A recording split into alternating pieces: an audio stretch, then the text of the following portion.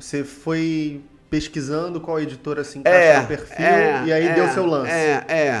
Aí eu mandei um e-mail para a editora Chiado respondeu positivamente. Mas vocês viram a importância da iniciativa? Porque você que quer ser escritor, você tem que botar a cara e mandar e-mail mesmo, né, Sérgio? É direto. Você não tem que ter problema com rejeição, porque a rejeição muito bom. É a ordem do dia, né? Isso. Rejeição e não, receber não é a ordem do dia. Você falou muito bem. Nesse caso da Chiado eu dei sorte, mas depois, no desenvolvimento da nossa conversa, vai ter uma fileira de nãos, entendeu? De rejeições também. Aí eu lanço pela Chiado e banco a minha ida para lá, entendeu? Para lançar lá, para já, tipo assim, olha, eu botei uma cunha lá no mercado internacional, mas tudo por minha conta, entendeu? Sempre investindo. Tá vendo como é que é, né? Sempre investindo. Aí eu fui para Chiado, bancando tudo, hospedagem, passagem, tudo, lanço meu livro lá e depois faço também do meu próprio bolso uma turnê por 8 cidades brasileiras, Nordeste, Centro, Sudeste e Sul. Que interessante. Mas aí como é que você conseguiu o público para essa turnê?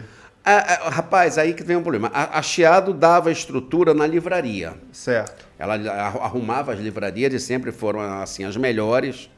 Saraiva na época, Travessa, que tem no Brasil todo, né? Eu fui para Fortaleza, Recife, Brasília, Minas, Rio, Niterói, Rio Grande do Sul, tá faltando alguma outra capital, que agora eu não estou lembrado. Sei que Paulo? São Paulo, claro, São Paulo, na Livraria Cultura lá da Avenida Paulista que eu lancei. E depois disso,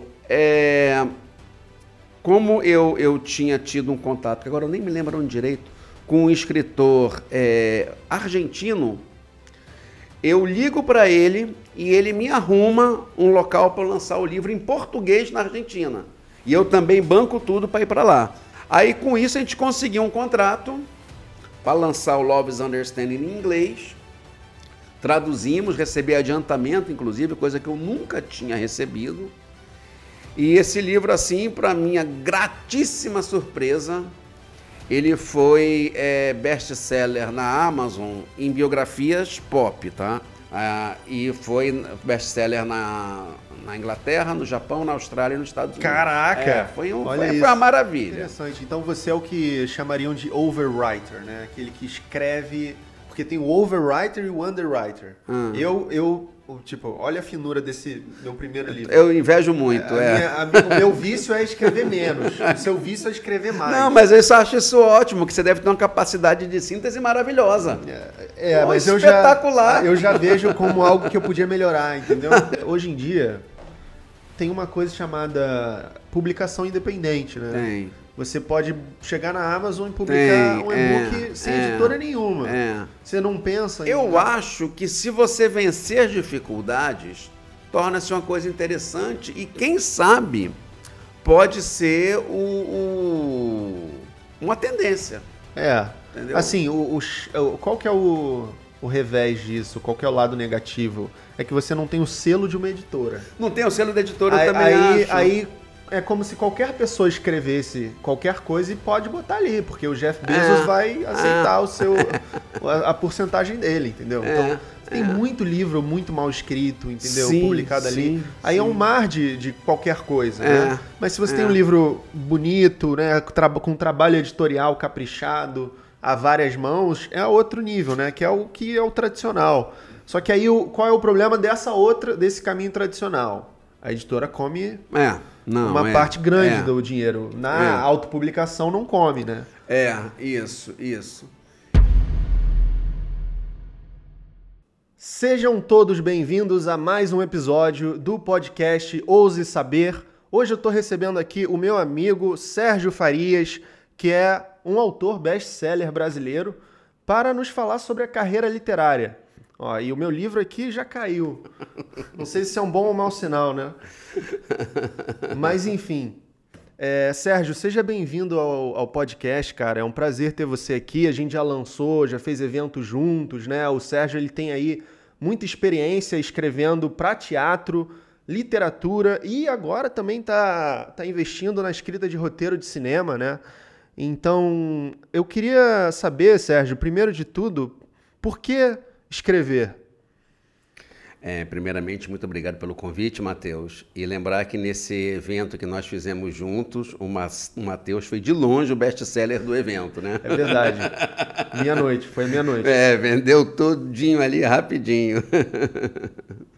Rapaz, como é escrever, eu acho que você é um entrevistador, mas também te fazendo uma pergunta, começou desde pequeno, né? Uhum. Você também desde pequeno, desde também. Sempre?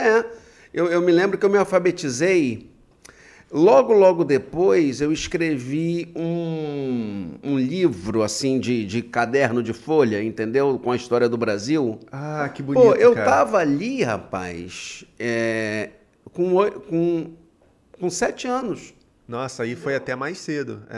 Com 7 Bem anos. precoce. Aí, então, acho que já nasce com a gente, né? Assim... A gente tem tendências, né? A nossa personalidade vai se formando na infância.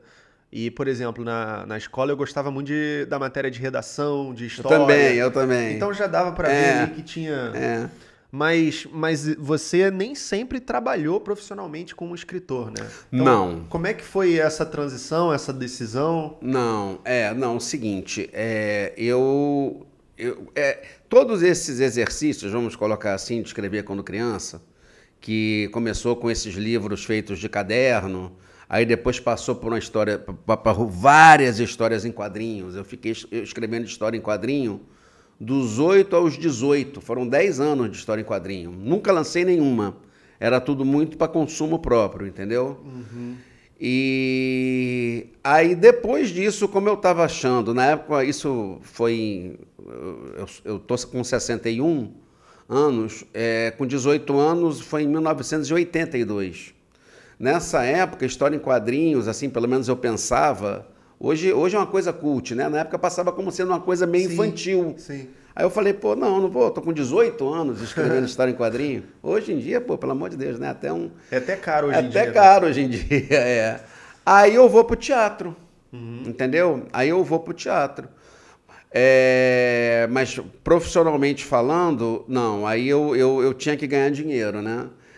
E com 14 anos eu fui ser boy do Banco do Brasil. Entrei no Banco do Brasil como estagiário, menor estagiário, era assim que se chamava na época. E acabei que eu fiquei no Banco do Brasil 39 anos. Me aposentei no Banco do Brasil. Fiz carreira, porque eu entrei como boy, mas como boy quando você ficava com 17 anos e 10 meses, você saía. Mas aí, infelizmente, teve um concurso, era um concurso muito concorrido na época. Eu consegui passar nesse concurso, aí entrei para a carreira efetiva, né, administrativa do banco, e pronto, aí fiz carreira no banco, mas sempre, Matheus, paralelamente, tendo algo ligado à escrita, entendeu? Seja no teatro, inicialmente, sim, porque aí eu entro para o teatro com 19 anos, lanço essa e que agora está sendo lançado em livro, né? Ano passado, Quem Te Viu, Quem Te Vê, eu lanço ela essa peça em 1986. Aí ela fica pouco tempo em cartaz, porque foi, Matheus, um fracasso enorme na época, entendeu? Eu mesmo que dirigia, entendeu? Sim, mas era uma coisa independente, né? Totalmente independente, mas me deixou muito endividado. Porque eu também era o produtor. Você sabe como é que é, né?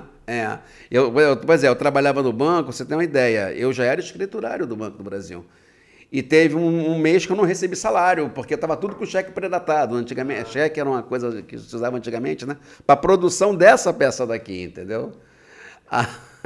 Mas hoje em dia a gente ri, faz parte da história, né? Mas na época foi meio penoso. Mas isso que é a paixão, né? Porque quem quer escrever não vai para ganhar dinheiro, pessoal. Quem quer escrever vai porque não pode não deixar de fazer aquilo, né? É uma coisa que faz você investir seu salário, sabe? Então é uma coisa que te move. É a mesma coisa com outras artes, como o cinema, né? Você tem que ser um pouco doido nesse sentido. Né? Verdade. Mas aí você, depois da aposentadoria, então, engatou no...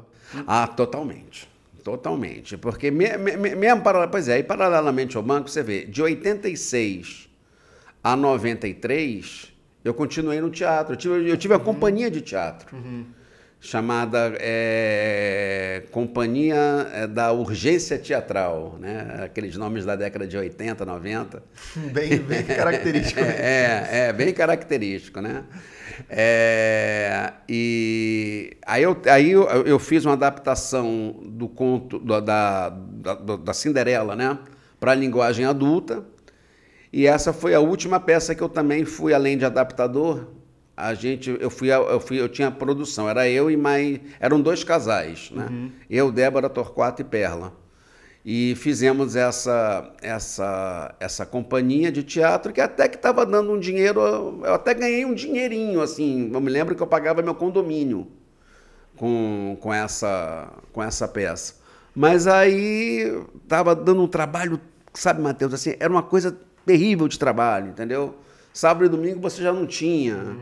E aí pronto, aí eu parei, fiquei assim o ano de 94 meio sem saber o que fazer, até que um dia eu estava passando por uma banca de jornal e eu sou bitomaníaco, eu sou um grande fã dos Beatles. E naquela época eu comprava tudo físico, né? Além dos discos, livro, eu colecionava, né? Coleciono até hoje. E aí eu passo pela banca e tinha um jornal que eu não conhecia, chamado International Magazine, que fez uma história nos anos 90, na música pop brasileira, inclusive, e estavam os Beatles na capa. Aí eu falei, rapaz, mas que coisa, eu comprei o jornal na hora. Quando eu chego em casa e começo a ver o jornal tinha muita matéria de Beatles, mas muito bem feita, entendeu? Assim, eu já conhecia alguma coisa com muita base. Falei, quem é que é o editor desse jornal? Quando eu vi, era o Marcelo Frois, que era meu amigo de adolescência. Aí, pô, na hora eu ligo para ele, né? Marcelo, rapaz, você está no jornal? Aí, você está com o jornal? Eu falei, não, tô. Eu larguei o direito e tô com o jornal. Aí eu falei, posso escrever uma coluna? Ele falou, pode. Eu nunca que tinha. Maravilha essa entrada. Pode. Aí eu fiquei com a coluna sobre anos 60 e 70, lá de 85 a 95. Rapaz, isso me manteve, assim, com a coisa da escrita quase que diária, porque eu continuava trabalhando, tinha que entregar um artigo todo mês. Então, eu já começava ali burilando, a internet ainda muito precária em termos de pesquisa, mas eu tinha muito livro de música pop, sem muita coisa. Então, era uma pesquisa daquilo ali, e aquilo ali foi muito bom para mim, entendeu? Foi muito bom. Aí eu fico no International Magazine escrevendo até 95, desculpa, foi de 1995 a 2005. 10 anos. 10 anos, Aí de lá eu começo, aí o Marcelo fala assim para mim, até brincando, né? Olha, eu vou ter que despedir você. Eu falei assim, por quê? Porque é o seguinte, você está escrevendo artigos enormes que ninguém está lendo, você está sendo o cara menos lido, porque eu tenho que diminuir a fonte, entendeu? Vai para o site. Aí eu fui para o site, eu fiquei nos sites de 2005 a 2009, mas aí eu comecei a exagerar. Eu entreguei um artigo, Matheus, com 64 páginas, Nossa, entendeu? Para um artigo Para um artigo. Caramba, que interessante. Então você é o que chamariam de overwriter, né? Aquele que escreve... Porque tem o overwriter e o underwriter. Tipo, olha a finura desse meu primeiro livro. Eu invejo muito, o meu vício é escrever menos. O seu vício é escrever mais. Não, mas eu acho isso ótimo, que você deve ter uma capacidade de síntese maravilhosa. Mas espetacular. Eu já vejo como algo que eu podia melhorar, entendeu? Espetacular, espetacular. Aí eu sou aí por ser o contrário do overwriting, né? Que você falou, por ser overwriting, eu também fui despedido também do site. Mas tudo muito na boa. Aí o cara falou assim, vem cá, por que você não escreve logo um livro? Entendeu? Aí que veio, aí eu falei, verdade, porque esse artigo de 64 páginas era um artigo sobre a vida do John Lennon. Entendeu? Sim. Aí eu falei, tá certo. Já é quase, uns 2 capítulos. Uns 2 capítulos. Aí eu fiquei de 2009 a 2011. 2011 lanço meu primeiro livro, que foi essa biografia do John Lennon, Vida e Obra, pela editora Literature, que foi uma editora que eu sou amigo dos editores da Literature até hoje. pô, foram maravilhosos comigo, entendeu? E aí pronto, aí começou essa coisa do livro e eu embarquei por aí. Em 2018 eu lanço esse daqui, né, que é o livro do Peter Tork, que me coloca, vamos colocar no mercado internacional, né, porque eu lancei esse livro em Lisboa, porque a editora era portuguesa. Então, fala pra gente como é que foi esse processo de inserção no mercado internacional, porque podem ter, por exemplo, ouvintes que são aspirantes a escritores profissionais, né? Como é que você conseguiu deslanchar esse livro aí? Bom, eu sempre tive, assim, Matheus, você que é filósofo, entende isso muito bem, no campo da fantasia, querer ir para o mercado internacional. Até no próprio teatro eu pensava dessa forma. Eu me lembro que até quando a gente estava fazendo a adaptação do Cinderela, eu tinha conseguido um contato, mas foi um contato muito frágil, acabou que ele não se concretizou, da gente fazer uma apresentação na Argentina. Aí em 92, eu tive esse contato para fazer a adaptação da Cinderela na Argentina, acabou que não aconteceu, mas já era assim, uma tendência minha de ir para fora. Quando eu lancei o livro do John Lennon, aqui pela Literis, o segundo livro naturalmente seria por lá, porque eu me dei muito bem com eles. Mas como eu estava mirando no mercado internacional e eu não teria assim uma fluência para escrever um livro todo em inglês, eu falei, vou começar por Portugal. Aí eu encontrei a editora Chiado, entendeu? Foi uma coisa assim, sabe, assim, pensada. Você foi pesquisando qual editora se encaixa no perfil e aí deu seu lance. Aí eu mandei um e-mail para a editora Chiado respondeu positivamente e eu já estava, porque eu não conseguia, não sei se você tem esse negócio, eu não consegui desmamar dos livros, você tem isso? Não consegui largar depois que ele era lançado, eu não conseguia o de John Lennon. Aí eu comecei a escrever em seguida esse daqui para esquecer o outro, entendeu? Caramba, cara, eu sou diferente. Quando eu lanço... Acabou. Eu acho que é a vantagem de ser underwriting. Pode ser. Entendeu? Olha que coisa boa. Eu já tô pensando no próximo Só livro. tem vantagem ser underwriting, viu? Tanto que às vezes comentam alguma coisa do Indesejáveis, que eu lancei no ano passado, né? Esse daí eu tenho. E aí eu esqueci até da cena que o cara comentou comigo. Olha que loucura. De tanto que a minha cabeça já estava num outro projeto, né? Então eu vou logo para um outro universo. Mas vocês viram a importância da iniciativa? Porque você que quer ser escritor, você tem que botar a cara e mandar e-mail mesmo, né, Sérgio? Direto. Você não tem que ter problema com rejeição, porque a rejeição muito bom. É a ordem do dia, né? Isso. Rejeição e não, receber não é a ordem do dia. Você falou muito bem. Nesse caso da Chiado eu dei sorte, mas depois, no desenvolvimento da nossa conversa, vai ter uma fileira de nãos, entendeu? De rejeições também. Aí eu lanço pela Chiado e banco a minha ida para lá, entendeu? Para lançar lá, para já, tipo assim, olha, eu botei uma cunha lá no mercado internacional, mas tudo por minha conta, entendeu? Sempre investindo. Tá vendo como é que é, né? Sempre investindo. Aí eu fui para Chiado, bancando tudo, hospedagem, passagem, tudo, lanço o meu livro lá e depois faço também do meu próprio bolso uma turnê por 8 cidades brasileiras, Nordeste, Centro, Sudeste e Sul. Que interessante. Mas aí como é que você conseguiu o público para essa turnê? Rapaz, aí que vem um problema. A Chiado dava estrutura na livraria. Certo. Ela arrumava as livrarias e sempre foram assim as melhores. Saraiva, na época, Travessa, que tem no Brasil todo, né? Eu fui para Fortaleza, Recife, Brasília, Minas, Rio, Niterói, Rio Grande do Sul, tá faltando alguma outra capital, que agora eu não estou lembrado. Paulo? São Paulo, claro, São Paulo, na Livraria Cultura lá da Avenida Paulista que eu lancei. E depois disso,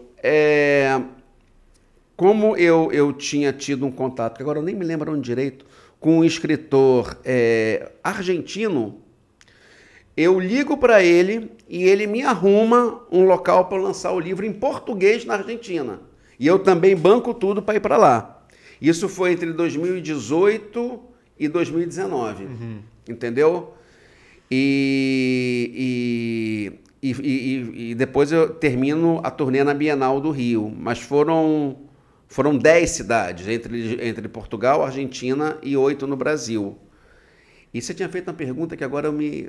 Como é que você conseguiu o público para comparecer, pois é, justamente. Aí que é a questão. Por exemplo, o meu lançamento em Porto Alegre, rapaz, teve, sei lá, talvez 6 pessoas, entendeu? Você tem que encarar isso assim também. Mesmo, é assim mesmo. E o lançamento na Argentina é uma questão, acredito eu, que cultural de cada país.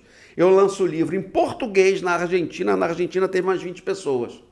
Entendeu? Que foi em seguida um Eles outro. Valorizam muito, né? Muita coisa. Você vai a Buenos Aires, você só vê livrarias. Só vê livrarias, enormes, cheias, em vários locais, entendeu? Então o público foi isso, foi muito, muito irregular, entendeu? E o livro não foi, tipo assim, um sucesso. Ele teve, assim, teve uma excelente assessoria de imprensa, que eu também banquei a assessoria de imprensa e como é que se diz? Mas não foi um sucesso, teve um sucesso de crítica, muito em virtude dessa boa assessoria, mas não foi um sucesso de vendas. Sim. Apesar de todo o dinheiro investido na turnê e tudo mais, não foi um sucesso de vendas. Mas aí o que acontece? Em seguida, também para sair fora desse livro, eu escrevo um romance erótico. Sim. Que você lançou aquele dia, né? Mas eu ia... Pois é, rapaz, mas eu ia... O original, Matheus, estava para ser lançado em março de 2020, que é quando aconteceu a pandemia, né? Teve que segurar. Estava tudo marcado. As manipuladoras, né? Manipuladoras, isso. A editora também maravilhosa, que é a Imédia Res, da minha amiga Ana Beatriz Manier, fez também um trabalho de distribuição muito interessante. Mas aí a gente teve que adiar esse livro por 2 anos. Lançamos ele em 2022. E esse livro, o trabalho da Imédia Res assim, foi tão bom em termos de distribuição que ele até teve assim, umas vendas assim, razoáveis. Aí, nesse meio tempo, eu sempre visando o mercado, né, internacional, eu estava querendo lançar essa biografia aqui, que foi a da turnê de 10 cidades, que eu falei que é Love is Understanding, né? Eu acho que que é a biografia do Peter Tork, da banda The Monkees. Eu queria lançar ele nos Estados Unidos. Queria lançar ele em inglês, porque não tinha ainda tinha várias biografias da banda The Monkees, tinha biografia... São 4 integrantes, eram 4 integrantes, né? A maioria já morreu, inclusive o Peter. O único que não tinha biografia era o Peter. Pô, e eu tinha feito uma biografia, né? Aí eu consegui um agente, né? Que hoje é mais meu amigo do que a gente, né? Que é o Stephen Fry, que eu acho que você conheceu, né? Sim.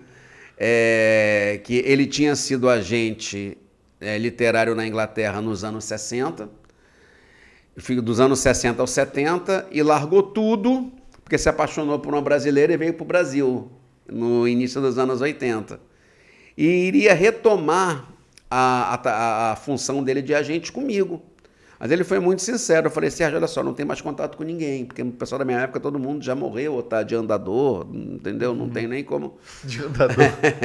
Caraca. Aí eu falei, não, mas tudo bem, para mim tá ótimo, entendeu? Você é uma pessoa... Aí, com isso, a gente conseguiu um contrato para lançar o Love is Understanding em inglês. Traduzimos, recebi adiantamento, inclusive, coisa que eu nunca tinha recebido. E esse livro, assim, para minha gratíssima surpresa, ele foi best-seller na Amazon em biografias pop, tá? Não naquela parada de sucesso da Amazon geral, né? E foi best-seller na Inglaterra, no Japão, na Austrália e nos Estados Unidos. Caraca! Foi uma maravilha. Aí foi uma maravilha. E foi uma entrada, de fato, né, no mercado internacional logo no primeiro livro, né? Sim. Aí isso me levou pro coisa de roteiro. Ah, tá. Entendeu? Entendi. Mas você não pensou em engatar um segundo livro? Não, pois é. Aí veio o... Aí o que acontece? Aí nesse meio tempo, eu já escrevi a biografia do Ringo Starr. Tá pronta essa biografia. Isso que eu ia perguntar, porque você encontrou um nicho aí para você. Né? Encontrei um nicho, não, com certeza. Essa biografia tá pronta.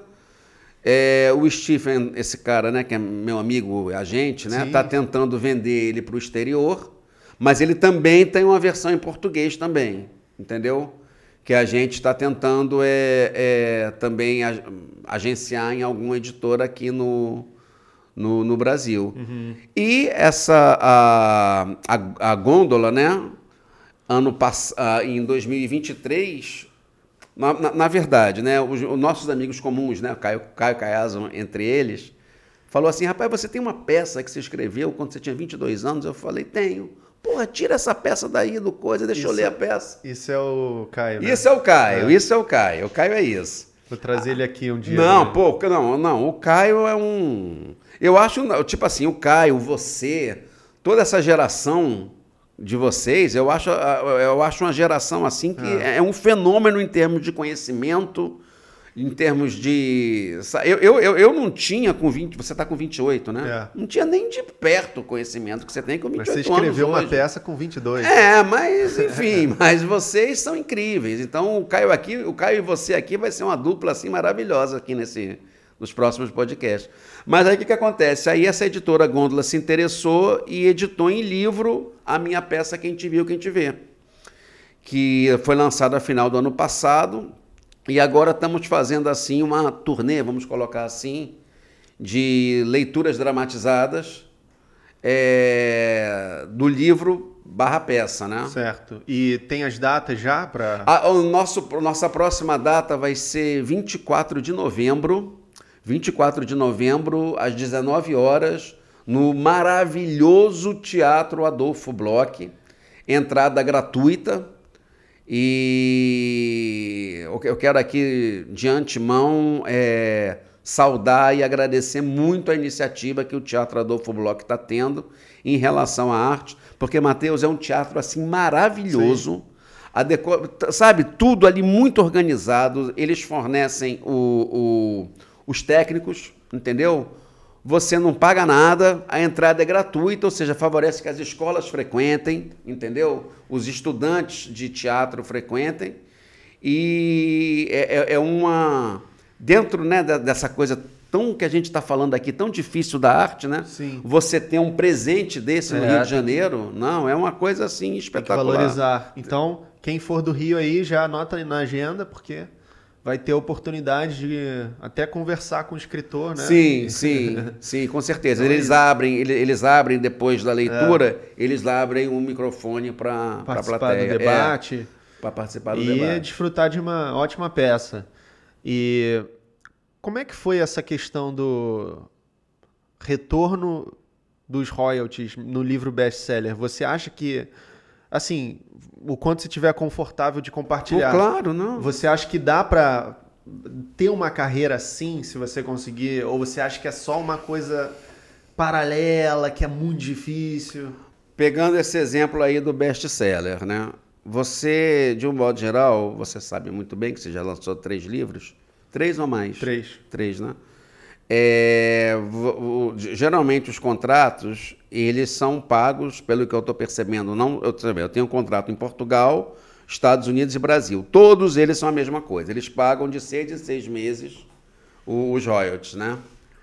E esse que foi best-seller, eu já tinha ganho um adiantamento antes. Foi um adiantamento, na minha opinião, bastante assim, interessante. Uhum. E depois eu só fui começar a receber depois que o dinheiro desse adiantamento foi saldado, né? Você fica mais ou menos, Matheus, assim, na confiabilidade da editora. Porque o que eles te informam lá que você vendeu... Você acredita. Você entendeu? Aí é aquilo, aí é e-book... lá fora você tem capa dura e paperback, né? Que eles falam, né? Capa mole, né? Muitas vezes audiobook também, que é um grande negócio. Eu não tenho ainda não, mas é um grande negócio o audiobook, do que me falam, né? Então você fica na confiança daquilo ali. O dinheiro... Veja bem, esse meu nicho aqui, que é um nicho de biografia pop, ele não... Tipo assim, ele tem os seus limites, entendeu? Claro que se você lançar uma biografia, por exemplo, de uma Michelle Obama, que foi um grande best-seller lá, é outra coisa. Mas, tipo assim, de banda de rock, ele já tem uma coisa mais reduzida, entendeu? Sim. Até porque não é os Beatles também, né? Se também, Beatles, talvez o do Ringo vinda bastante. Talvez, espero que sim, espero que sim, espero que sim. A gente está tentando ver lá com as editoras, espero que sim. Pois é. O que eu percebi na minha experiência é que quando você lança um livro de ficção, tipo romance ou conto, né? Contos pandêmicos, indesejáveis, eu vendi menos, muito menos, do que quando eu lancei um livro que tem uma demanda. Que é o Porquê Não Creio, que é o livro sobre, né, a minha defesa filosófica do ateísmo. Isso tem uma demanda de pessoas que querem resolver esse problema. A ficção, você é só mais um ali num mar de justamente, romancista. Falou bem. Eu acho que tem a ver com essa coisa de você encontrar o nicho, né? Porque se você quer escrever, né, você também não... Talvez você tenha que se adaptar ao mercado, né, Sérgio, de alguma maneira. Nem que seja escrevendo aquilo que as pessoas compram, né? Não, com certeza, com certeza.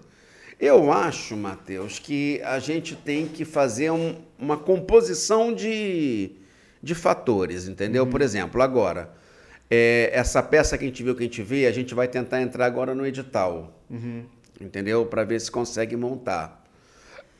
Então, tipo assim, eu acho que a vida vai ser um pouco isso, o que pinga ali do livro, o que pinga do teatro, o que pinga eventualmente do cinema, você tentar entrar... Por exemplo, esse seu livro aqui de ficção, isso daí dá um puta no roteiro.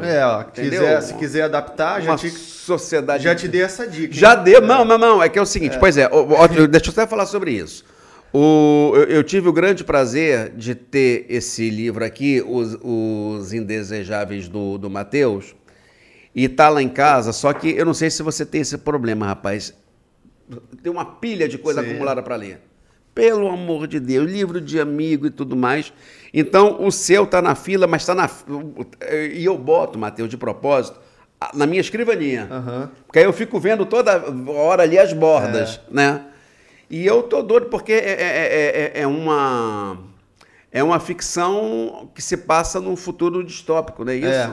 Depois do colapso da Terra por causa da crise climática, eles vão para um outro planeta, só que esse planeta parece que tem uma consciência, né, e quer expulsar a humanidade, assim. Uma outra forma de vida. Essa é uma premissa bem genérica do livro, para você também não ganhar muito spoiler, né? E você já lançou ele tá em e-book também? Ele tá em e-book, estão todos em e-book na Amazon. E isso que eu ia te perguntar, porque hoje em dia tem uma coisa chamada publicação independente, né? Tem. Você pode chegar na Amazon e publicar um e-book sem editora nenhuma. Você não pensa em... Rapaz, o Stephen viu isso agora. Porque o Stephen é esse rapaz que está me agenciando, né? O que aconteceu? A gente mandou a proposta do livro do Ringo já, sei lá, para umas 4 editoras. E tem outra coisa, Matheus, que é a demora das respostas. Você vê, eu escrevi um roteiro de um musical, como essa minha parceria com o Stephen está me permitindo que eu entregue tudo em inglês, né? Porque ele faz a tradução. E eu recebi agora, depois de 6 meses, uma resposta, né? Mais um não, tá? Mais uma resposta negativa. Demorou 6 meses. Que demorou 6 meses para chegar. Isso. O bom de quando você está indo para o mercado internacional, que você recebe um não em francês, em inglês, entendeu? Em espanhol. Dói menos, né? Dói menos. Dói menos. Então você acaba nem lembrando mais. Então, como essas coisas demoram muito, aí a gente vai fazer o Steve fez essa pesquisa muito aprofundada de como lançar um livro da Amazon, entendeu? Cara, eu vou falar da experiência pessoal, tá? Por favor, de repente, pessoas que têm mais habilidade para ver isso. Ficou um pouco complicado, sabe? Assim, porque você não tem com quem falar. É tudo automatizado. É tudo automatizado, isso. Eu não sei se é porque eu e o Steve somos 2 velhos, entendeu? Então a gente fica um pouco ainda sem saber mexer direito nas coisas, mas ficou um pouco difícil, sabe? Eu tenho um tutorial que explica como bota. Tem alguns tutoriais, mas eu acho que se você vencer dificuldades, torna-se uma coisa interessante e quem sabe pode ser uma tendência.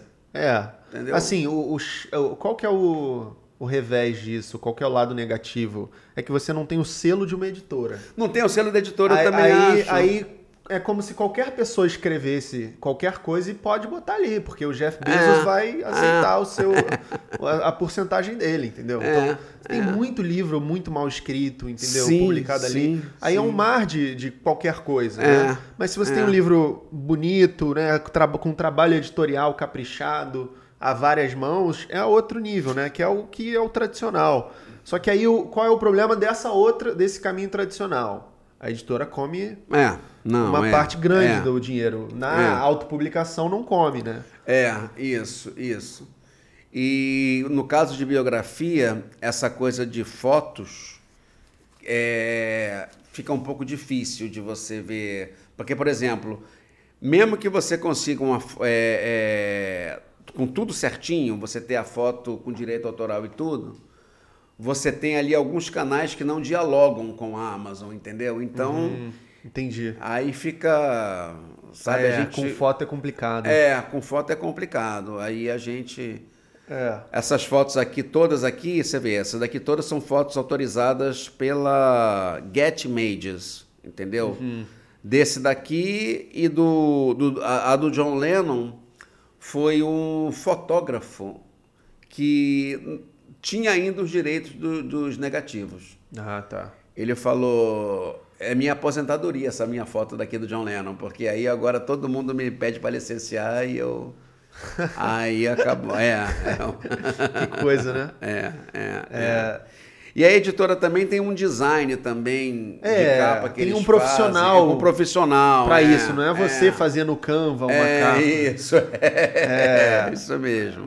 Mas assim, outra coisa é que na Amazon, pelo menos no Brasil, você não tem paperback, você só tem e-book. Isso. Nos Estados Unidos tem. Isso mesmo. Então esse é um revés de quem quer autopublicar. Mas existem outros grupos, não sei se já ouviu falar de Clube dos Leitores. Não. Que é tipo um site, uma coisa assim que fornece esse serviço. Você quer publicar o seu livro independente com a gente? A gente faz toda a formatação e o contato com a gráfica. Aí pega uma porcentagem tipo a Amazon. Só que é a mesma coisa, não tem selo de editora, é tudo por sua conta, mas enfim, paperback, tem capa dura. Mas é isso, eu acho que vai da vaidade do escritor também, né? Do que você planeja com aquilo. Se você quer entrar como uma carreira literária, né? Eu não sei se a coisa da autopublicação é muito... Eu também tenho minhas dúvidas também. É uma coisa muito nova. Eu acho que você tentar como editora legal, que existem editoras legais, independentes. Sim. Como no caso da Ópera aqui, eu mandei o Indesejáveis para ele e eles aceitaram. É uma editora pequena, mas é uma editora que fez um trabalho bem legal, um trabalho gráfico bem legal. Enfim, eu não paguei pelo livro, né, pela publicação. Então, se você tentar... Pode ser que você ouça vários nãos, mas eventualmente vai ouvir um sim, né? Então... Sim, não, claro. É um exercício de persistência muito grande, né? E a questão dos royalties, realmente, como ele falou, né? Você confia, tem que confiar na editora e demora, né, Sérgio? Demora. Fica acumulando lá, você fica vendo o gráfico e você só vai receber... cara, não dá nem pra contar com aquele dinheiro, né? Demora, é verdade. Demora. Mas, agora, Matheus, você também já deve ter reparado isso. Você vê, por exemplo, esse livro Indesejáveis, a gente já conversou há um tempo atrás de repente, trabalhar numa roteirização dele, né? O legal disso é que vai abrindo janelas, né? Sim. Por exemplo, você está aqui com o seu podcast, né? Você está lançando o livro, você tem uma série de outras atividades. Essas janelas que abrem de oportunidades são interessantes, que, por exemplo, essa coisa do roteiro de cinema. Por que eu entrei nisso? Eu já tinha, quando eu lancei o Quem Te Viu, Quem Te Vê em 86, como peça de teatro, tinha uma dramaturga na época chamada Isis Baião. Ela tinha uma evidência na época, depois até ela teve um revival no exterior, na Escandinávia, se não me engano. Aí o que acontece? A gente fez um curta-metragem na época, em 1987, chamado Vocês gravaram Reclame. em película? Nada, rapaz, aí que foi a questão. A gente não tinha experiência.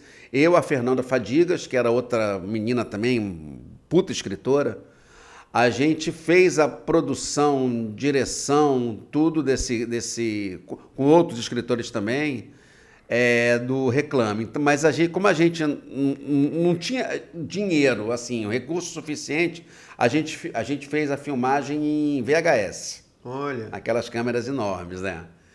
Aí lançamos no Festival de Brasília. Que isso? De 87. Tá vendo como é que era? Na época, assim, antes dos anos 2000, você tinha poucas pessoas que tinham essa iniciativa e conseguiam penetrar em festivais assim. Hoje em dia é muito mais difícil, né? Não, pois é. Aí a gente lançou esse filme, mas esse filme teve um problema grave de edição. A gente pagou uma pessoa para editar e, na nossa opinião, ficou mal editado. Tanto é que teve uma pessoa do festival lá de Brasília que chegou e falou assim, pô, rapaz, a ideia é tão boa que... Qual era a ideia? A gente gravou 6 esquetes, uma pessoa chega, liga a televisão e tem 6 comerciais que exploram, assim, o machismo, entendeu? Assim, da mulher como objeto, essa coisa toda, né? Aproveitando para vender os produtos. A gente fez uma comédia com isso, certo, né? Aí a mulher falou, pô, lá do festival, pô, a ideia é tão boa, mas rapaz, mas tá tão mal editado esse filme. Aí eu falei, o Caio tá querendo... O Caio pode reeditar. Não, pois é, o Caio agora, a gente pegou a fita cassete, o videocassete disso, o Caio levou pro estúdio dele particular e tá lá querendo fazer a edição para relançar. Eu falei, meu amigo, pô, muito obrigado. Maravilhoso, maravilhoso. Mas, enfim, aí depois disso, Matheus, eu nunca mais mexi com cinema, embora que, como você também, né, é um fã aí da 7ª arte, né? Mas aí, quando eu lanço o livro em inglês, o livro do Peter Tork em inglês, que teve essa evidência toda, entra em contato comigo um cara que o nome dele é David Fishoff. Ele é um produtor de Hollywood que eu tinha já entrevistado, tanto para o livro do Peter Tork, quanto também para esse livro do Ringo, que ainda não saiu. Porque ele trabalhou com os dois. Ele trabalhou com os Monks, ele foi agente dos Monks e foi agente do Ringo em determinado momento. Perfeito. E um cara super acessível, essa coisa toda. Aí ele entra em contato comigo pelo direct para falar que gostou do livro. Aí a gente ficou lá batendo um papo, essa coisa toda. Aí ele chega para mim, isso foi em dezembro de 2022, ele chega para mim e fala, pô, rapaz, você sabia que eu estou querendo fazer um documentário sobre o Dave Jones? Dave Jones é o vocalista dos Monks. Só que eu ainda não encontrei quem faça. A Netflix, vocês tentaram? Não, isso vai vir, o que aconteceu? Ele falou isso, eu falei, eu faço. A coisa de se aventurar, né? Você faz? Eu falei, faço. Nunca tinha feito um roteiro na minha vida. Mas tudo Mas bem. Você sabe, não tem problema. Não tem problema. Como a gente já escreve, né? Não tem problema. Só aprender uma formatação muito parecido com peça. Justamente. Rapaz, só sei que eu fiquei 2 meses maravilhosos na minha vida escrevendo esse roteiro. O Stephen, já estava com o Stephen fez lá a revisão do inglês, entendeu? E enviamos para o David Fishoff. Aí ele falou, beleza, vou entregar para Netflix. Aí, cara, cadê que essa resposta? E olha que ele tem toda lá uma influência. Ele tem um reality show chamado Rock Camp. É um cara do mercado. E mesmo assim ele ele esperou a resposta da Netflix. Como a gente não consegue ficar sem fazer nada, né? Caiu na minha mão no Instagram um aviso de um livro, de uma história real, ligada àqueles crimes do Charles Manson, da década de 60. Eu li o livro, amei o livro. O Stephen entrou em contato com o autor, conseguimos autorização, e enquanto esperava a coisa do Netflix, eu fiz outro roteiro. Boa. Aí 6 meses depois chega a resposta da Netflix para o rapaz falando que o Netflix não tinha interesse em fazer naquele momento um documentário sobre... Falou também das dificuldades que a própria...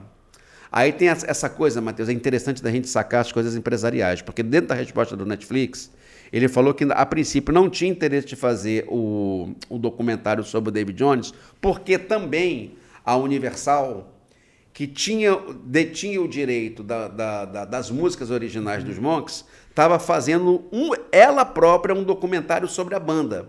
Tá. E ela não iria soltar nenhum fonograma para nenhum outro documentário enquanto não concluísse deles. Aí é azar, né? Tem essas coisas, entendeu? Tem um time. Isso é muito importante. Tem essas coisas que são uma série de fatores, né?